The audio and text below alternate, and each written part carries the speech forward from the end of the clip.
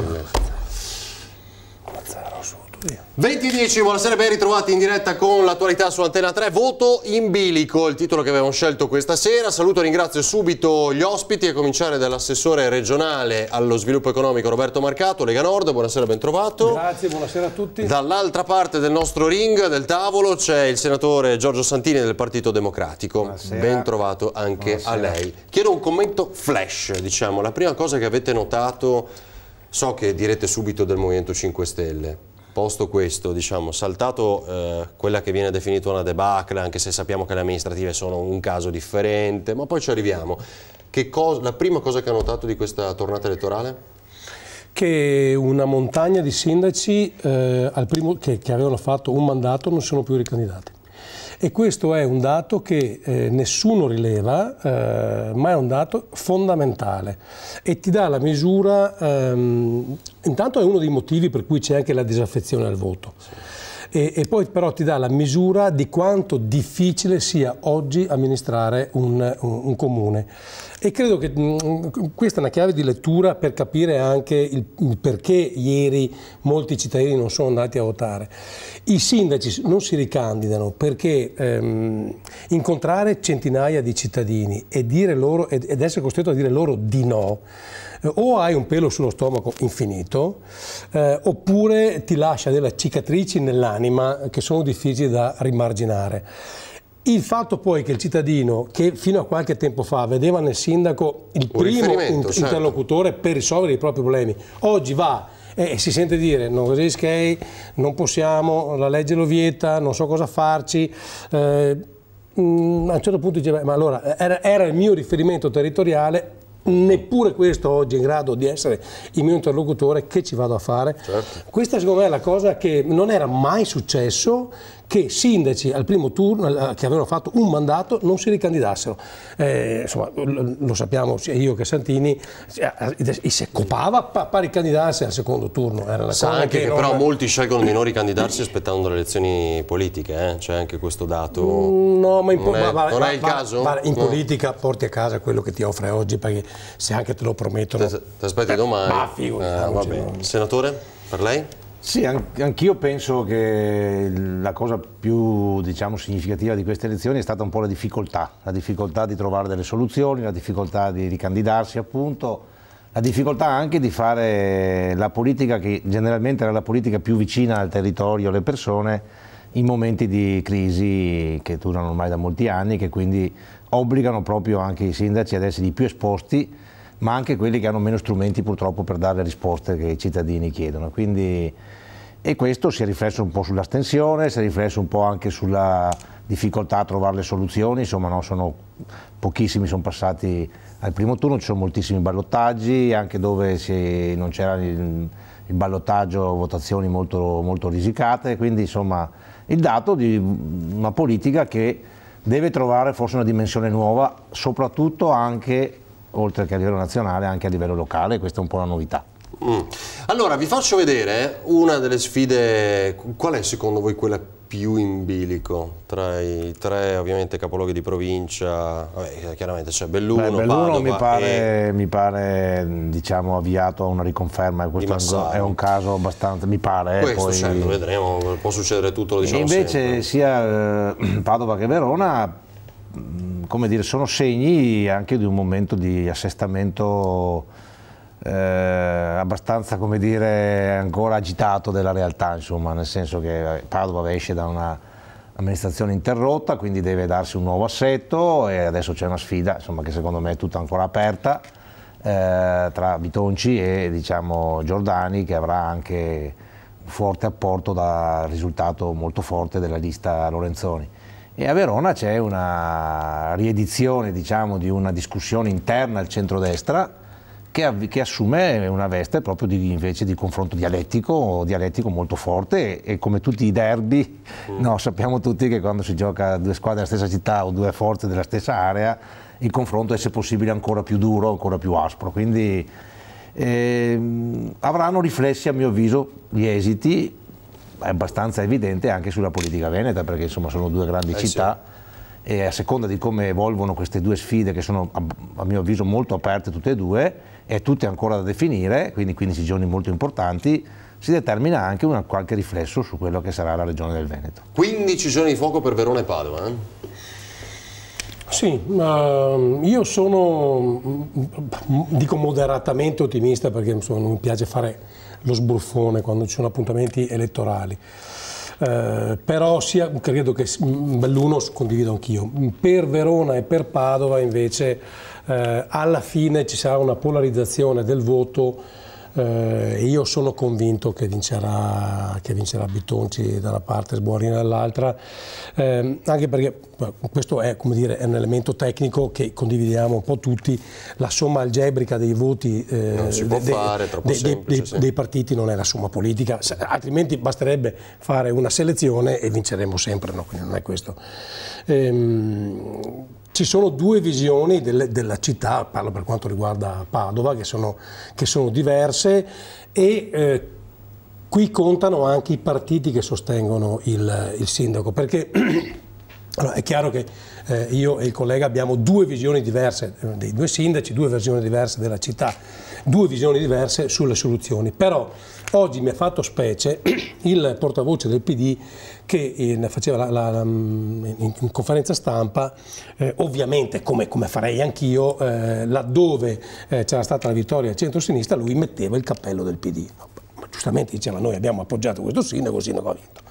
Poi intervistavano i sindaci, e il caso era il sindaco di Palermo, che dicevano: ma allora il PD, no, fermi, no. Ho vinto io, una coalizione c'è stata una discussione in diretta anche con Mentana, sì, perché civica, non vuole essere del PD Orlando. No, ma ne ho sentiti più di uno, mentre noi orgogliosamente e convintamente mettiamo la bandiera della Lega.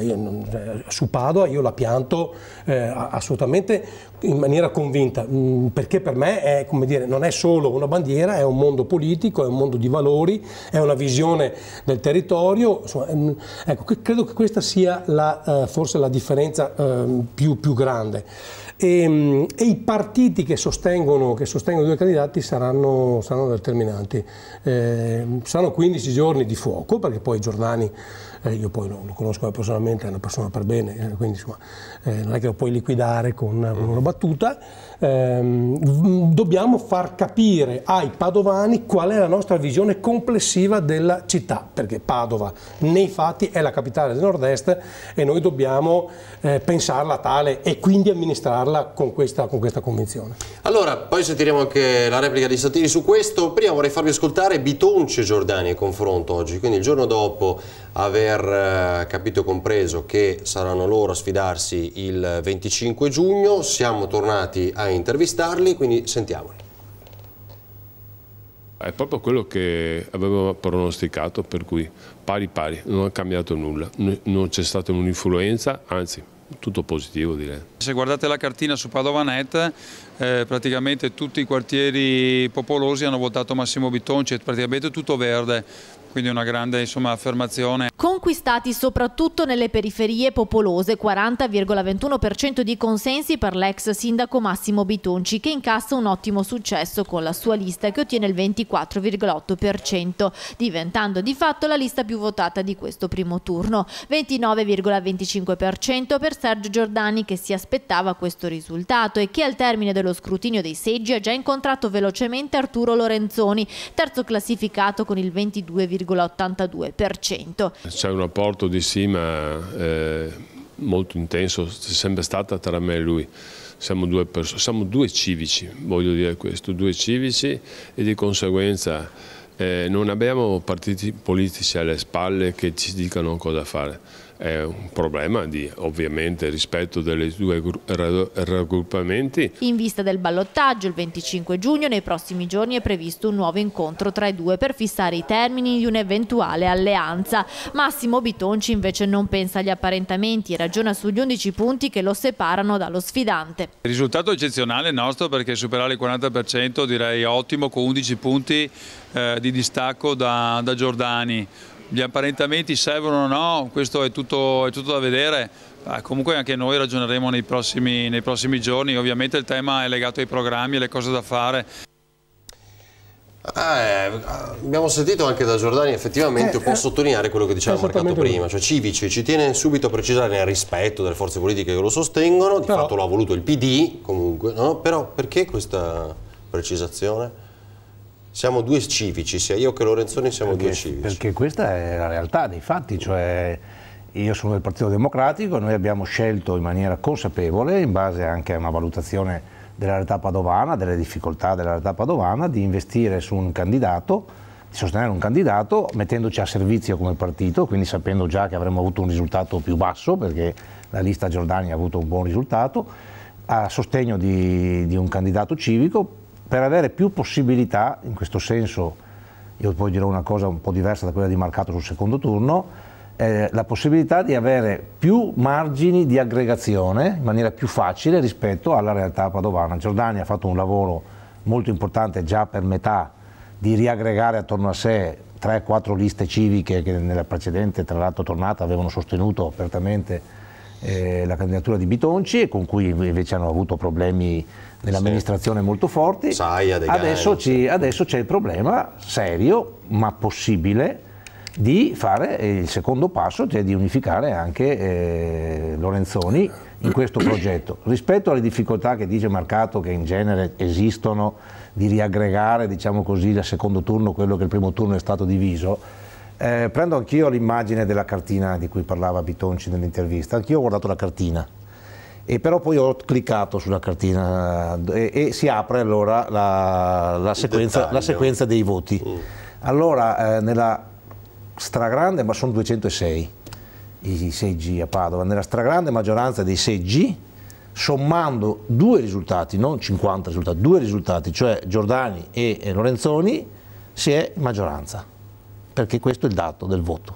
Quindi nella grandissima maggioranza quindi il problema non è quello di unificare tante realtà sparse, è quello di unificare due realtà che avevano al centro del loro obiettivo il cambiamento, con dei programmi sostanzialmente anche abbastanza simili, diversi nell'impostazione, perché il primo era nato più, diciamo, su un'istanza anche di alcune forze politiche, Lorenzoni più su un'istanza a livello, diciamo, di coalizione civica, però sostanzialmente abbastanza omogenei, diversamente anche dalla volta scorsa in cui ci furono dei conflitti abbastanza aperti all'interno dell'area del centro-sinistra, abbastanza omogenei secondo me da poter essere unificati, e quindi io credo in questo senso che sia molto aperto, perché la città ha bisogno anche, a mio avviso, di un cambiamento per come ha vissuto l'ultimo anno che abbiamo alle spalle. Loro mettono in campo di nuovo l'Ulivo in qualche maniera, secondo lei?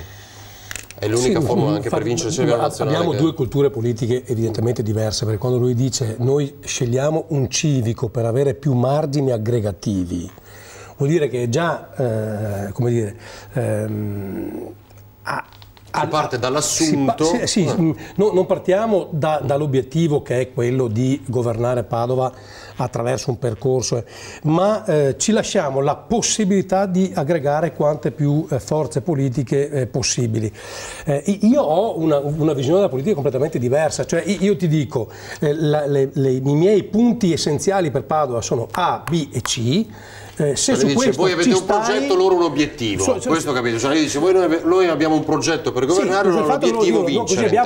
Scegliamo un civico per avere più margini aggregativi, ho capito, ma che cosa c'entra Rifondazione Comunista con Saia?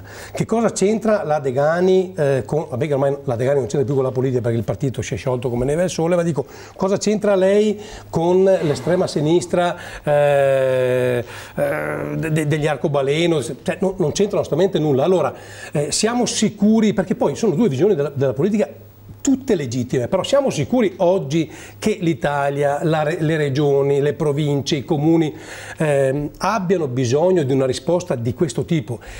Io per esempio a Piombino d'Ese, che è il comune dove io abito, ovviamente è un'altra realtà, stiamo parlando di 9.300 anime, quindi non è Padova, però lì abbiamo fatto una scelta, proprio una sorta di laboratorio, abbiamo fatto una scelta diversa, cioè abbiamo preso il simbolo Lega Nord, candidati solo leghisti e tutti quanti alla prima esperienza. Io non mi sono candidato, l'ex senatore non si è candidato, l'ex sindaco non si è candidato, l'ex assessore nemmeno, tutti nuovi. Abbiamo perso per 90 voti, quindi sono 2 famiglie fondamentalmente, però rimane un'esperienza anche dal punto di vista della costruzione del progetto politico, secondo me straordinaria, fai crescere una squadra e condividi un intento. Mettere insieme, fare la sommatoria, l'abbiamo visto quante volte, ma anche noi del centrodestra abbiamo sommato e poi ti rendi conto che se gli obiettivi sono 3, le percentuali sono belle alte, anche con un indice di errore, insomma uno dice caspita, lì però, Marcato, è dura la partita. C'è una novità questa volta a Padova, vedi, è la prima volta che capita, le liste civiche che sono molto forti nello schieramento, diciamo, di centrosinistra per dire, però se consideriamo lista civica quella di Bitonci, perché c'è una lista Bitonci che è diversa da quella della Lega, sono forti anche del centrodestra, per la prima volta, certo. Io le ho contate più o meno, sono il 60% l'hanno preso le liste civiche, il 40% i partiti tradizionali. Scusa, lista civica col nome e cognome del candidato sindaco? Sì, no, le liste civiche, civiche poi, in generale. Alzi la barra territoriale non esiste più. Certo. Chiaro che tu metti Santini sindaco e ti candidi nel tuo comune. Cioè, sì, però per esempio la caratteristica tu parlavi dell'esperimento di Piombino Dese, la caratteristica sia della lista Giordani sia della lista e delle liste Lorenzoni sono state quelle in cui c'è stato, al di là della presenza dei partiti tra virgolette storici, un fortissimo protagonismo di forme nuove di politica, molto simile all'esperimento di cui parlavi tu, infatti. E immagino, io lo conosco meno, e questo è successo perché sicuramente qualche risposta la dobbiamo dare, Giordani è una figura che aveva avuto responsabilità istituzionali, diciamo gestionali, che però si è anche appassionato a un'idea della politica diciamo meno legata all'ideologia, più legata a degli obiettivi veri, progetti per la città. Diciamo quello che unifica le 2 liste e anche questa idea, insomma l'abbiamo vissuta a Padova, vivi anche tu, è quella che per vari motivi, ovviamente io dico addebitabili prevalentemente alla precedente amministrazione, però Padova si è obiettivamente un po' fermata in questi anni, no? Perché se facciamo l'elenco delle cose che si sono fermate, facciamo un elenco sempre lungo, quindi l'istanza che c'è non è quella di un'aggregazione per mettere insieme le persone, ma per far ripartire seriamente Padova, perché non rimanga indietro. Quello che si percepiva, e lo percepivano anche persone che oggi sono nella lista che sostengono Giordani, e come dire, c'è tutto un carteggio su questo che ovviamente rimane lì, è che con Zanonato si era arrivati a una stanchezza amministrativa che credo che sia anche fisiologica, cioè dopo tanti anni che governi la città, poi con l'introduzione di Giustina Destro, che adesso sostiene anche lei Giordani, però insomma fondamentalmente quello era un arco temporale lunghissimo e si vedeva che c'era stanchezza, cioè, io mi ricordo per esempio l'auditorium, no? Questa opera faraonica, prima sì, dopo forse, dopo ma, dopo quello, e mi ricordo che anche su altre decisioni con cui noi dovevamo dialogare, poi c'era una credine fra Zanonato e la Degani per cui tutto si interrompeva perché non andavano d'accordo, però c'era una stanchezza amministrativa e questa stanchezza poi ti fa perdere attenzione, tanto è vero che in campagna elettorale io mi ricordo che parlando con Ivo Rossi, con cui avevo un ottimo rapporto, e lui continuava a dirmi guarda, che il tema della sicurezza è una cosa che avete inventato voi ma che non esiste a Padova, non è percepita. E là ti rendi conto che effettivamente sei talmente abituato a governare, ma che capita, non capita a Ivo Rossi, capita a me, capita a chiunque. Dopo un po' io me ne vado e faccio un'altra esperienza. C'era questa. Massimo Bitonci è stato il detonatore, cioè lui ha dato, poi è chiaro che uno può essere d'accordo o non d'accordo, ma ha dato una scossa elettrica potentissima alla città, l'ha risvegliata, tanto è vero, la misura di questo è che, come dire, le istituzioni tutte hanno tutte con la guardia alzata, perché è arrivato questo che ha cambiato modo di fare politica e a Padova ha dato una svecchiata. Dopodiché arrivare ai risultati è difficile in un anno e mezzo fondamentalmente, perché non è che tra una cosa e l'altra quello è stato il periodo in cui è stato operativo, però è arrivato a chiudere la partita sull'ospedale, cioè lì hanno firmato tutti, il centro congressi, la fiera, cioè inaugurate opere, ha liberato la Prandina, cioè sono elementi importanti di gestione della città. Certo che questi hanno bisogno di un Comunque spirito poi temporale. molto pesante col prefetto, che però di parte qualcuno potrebbe dire non ha portato molto come risultati, appunto perché c'era la Prandina, non l'ha portato, la Prandina oggi è un parcheggio però. Adesso, e la Romagnoli non diventerà un hub. Perché siamo stati così bravi e così determinati nel dire di no che la Pinotti il giorno prima del silenzio elettorale ha firmato questa cosa perché ha detto non ci sarà nessun hub. Bene. Il giorno prima ha sottolineato questo, insomma, il giorno prima del silenzio elettorale. Lo fanno loro, lo facciamo anche noi, non è che... Ha capito cosa per dice? la verità è venuta a fare un'altra cosa la Pinotti, a domanda ha risposto. Pinotti è venuta a fare una cosa molto importante per la città di Padova, di cui tra le altre cose rivendichiamo anche come parlamentari un grosso ruolo, cioè quella di riconsegnare alla città la caserma Piave all'università. Sì, peccato che la domanda l'ha fatta Pitucci. Beh, la domanda era partita. Consegniamo alla storia la verità. Dopo, voi avete fatto la vostra Roberto, parte. La domanda l'ha fatta all'università. No. E devo dire onestamente, io pensavo che Pitucci facesse questa affermazione anche in quei giorni, mi ero anche preparato, sono andato a rivedermi le mie carte e la richiesta di intervenire sulla Pinotti, sul Ministero della Difesa e sul demanio, per la verità a me è arrivata, a noi parlamentari, a me è anche arrivata dall'università. Vabbè, perché l'università anche fa la richiesta. Quindi sostanzialmente si tratta di un'opera, siccome l'università è della città, certo, non è né di Bitonci né di Giordani né di Lorenzoni, è della città. Sono finiti i tempi di Evo Rossi e Zaccaria, per fortuna. Io considero che quella mattina, che era quelle 2 di mercoledì scorso, che siamo riusciti a portare Reggi, che è il direttore generale del demanio, e il ministro della difesa a firmare assieme al commissario e soprattutto al rettore che l'università avrà questo spazio importante, è un fatto importante. Poi a domanda sì. Reggi e anche la Pinotti hanno detto che per la Romagnoli esiste già una destinazione demaniale che non è quella dell'acqua. Che è stata definita fatta a caso. Dice che è emerso. Hanno fatto i giornalisti, quindi a caso. Vi garantisco che è stata fatta a caso. Beh, era fatta. Devo capire che giornalista l'ha fatta, perché nessuno dei tre è vergine. Nessuno, era fatta anche perché immagino, siccome il giorno dopo il tuo segretario nazionale della Lega e il candidato sindaco avevano deciso di fare, hanno avuto un'idea insomma un po' non proprio esaltante di fare una manifestazione lì davanti alla Romagnoli, immagino che i giornalisti si siano posti il problema di informarsi, perché allora abbiamo sforato, era un malizioso Marcato dice un giornalista ha fatto, adesso dovrei scoprire quale giornalista, carta stampata. No, io non c'ero. Carta stampata? Io non c'ero io. Suppongo. Okay. Allora ci fermiamo un minuto di pubblicità, poi vedremo che cosa ha detto il governatore Luca Zaia di questa tornata elettorale, vedremo Verona, insomma tante altre cose da commentare insieme. A tra poco.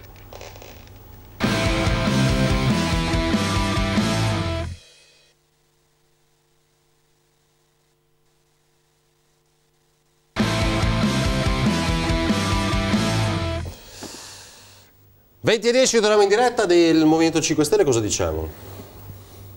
L'esperienza ci ha abituato a distinguere con questo movimento 2 fasi, sì. Quella delle elezioni amministrative su cui loro fanno fatica. Se vi ricordate, qualche giorno fa poi è fallito, c'è stato anche il discorso della legge elettorale, in cui loro si sono fieramente opposti al discorso dei collegi, non uninominali, perché è la stessa cosa, cioè sostanzialmente c'è un legame diretto col territorio, mentre per loro funziona meglio l'idea del brand, quasi un brand commerciale, un brand quasi pubblicitario, che fa molto effetto e che raccoglie, e questo è il punto che stimola a mio avviso molto anche la politica, che raccoglie soprattutto i fallimenti o presunti tagli o le difficoltà degli altri, cioè diventano un voto in cui si riverbera la difficoltà di chi fa politica in tempi anche difficili come questi di realizzare in maniera seria gli obiettivi. Quindi io non penso che ci sia un automatismo dal punto di vista che andranno male anche alle politiche. Certo, devo dire che questa cosa anche delle amministrative segnala che fanno fatica, dove fanno fatica a governare, fanno fatica un po' dappertutto. Anche qui in Veneto hanno perso per esempio Mira, perdono, insomma anche loro perdono, a Parma hanno perso, a Genova con quel pasticcio che hanno fatto, diciamo, sono rimasti fuori dal ballottaggio quasi dappertutto, cioè fanno errori amministrativi non piccoli, insomma, che pagano pesantemente sul piano amministrativo. Sul piano politico io non penso sia un automatismo, vedremo quando ci saranno le elezioni. Allora, però in questo momento chiedono le preferenze nella legge elettorale, questo implica che li costringerebbe a fare una campagna elettorale sui nomi poi in futuro, no? Anche sul territorio, giusto? Quello che manca, perché appunto utilizzando il brand invece... Sì, loro per la verità dicono che si può votare con qualsiasi legge, certo. Lì va bene illegali come lo chiamano, quindi dicono, devo dire, io poi al Senato ne ho tantissimi che sono anche usciti da 5 Stelle, sono andati negli altri gruppi, dicono un po' tutto e il contrario di tutto, perché hanno anche una provenienza che è molto molto variegata, anche culturale, anche, quindi ovviamente tutte le posizioni sono tali. Adesso cercano di darsi anche più una veste, diciamo, politica, perché chiaramente quando hai il 20%, il 25% diventi, insomma, comunque anche un soggetto politico e devono anche stare attenti a rispondere, però i numeri rimangono ancora molto bassi, c'è anche adesso il sondaggio, il voto che hanno fatto online sulla legge elettorale, sono 25.000 persone su base nazionale, cioè voglio dire, noi abbiamo fatto delle primarie per quasi 90.000 nel Veneto, abbiamo fatto 3 ore di visualizzazioni, quindi il post di marcato, certo. Senta, ma lei sui 5 Stelle? No, allora, loro stanno vivendo una luna di miele con il popolo italiano in questo momento, per cui ogni sconfitta elettorale viene sterilizzata da questo consenso che hanno. Il tema vero è che le lune di miele finiscono per tutti, ognuno di noi ha esempi di leader politici, di momenti politici, uno. Due, loro sono un partito. Adesso, al di là delle sciocchezze per cui loro sono cittadini, e come se i leghisti fossero dei mitocondri, no, siamo tutti cittadini. Al di là di queste sciocchezze, loro sono un partito. I partiti per durare nel tempo hanno bisogno A di essere strutturati e B di essere radicati nel territorio.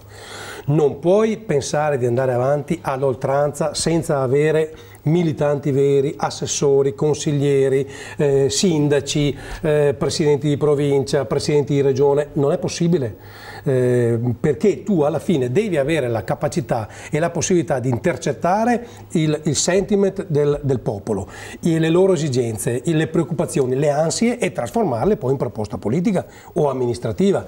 Ma se tu non hai i sindaci, non hai gli assessori, non hai i consiglieri, perché non possiamo pensare che sia il click day, per cui questi qua dicono cosa vi piace più, la mozzarella o il filo e fondi, e cliccano, non è così che funziona la democrazia.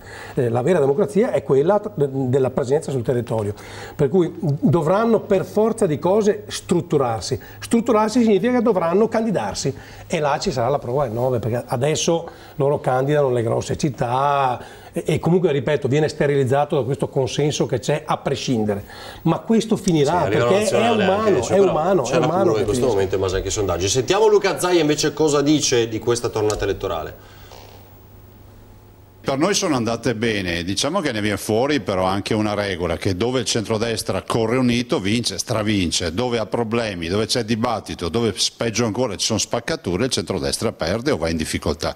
Belle i ballottaggi di Verona con il centrodestra, con il nostro candidato primo in ballottaggio, e ovviamente Padova, dove Massimo Bitonci addirittura entra in ballottaggio come prima coalizione, come prima formazione, e con più voti dalla volta precedente. E a Conegliano una bella vittoria, un bel candidato, e anche qui la dimostrazione che non litigare, non fare discussioni e parlare invece di problemi della gente ti porta a vincere il primo turno e a vincere bene come ha vinto Chies. È una debacle totale per i grillini, e diciamo che i grillini vengono votati molto spesso per distruggere il sistema. Quando si tratta di costruire, evidentemente i cittadini scelgono altri.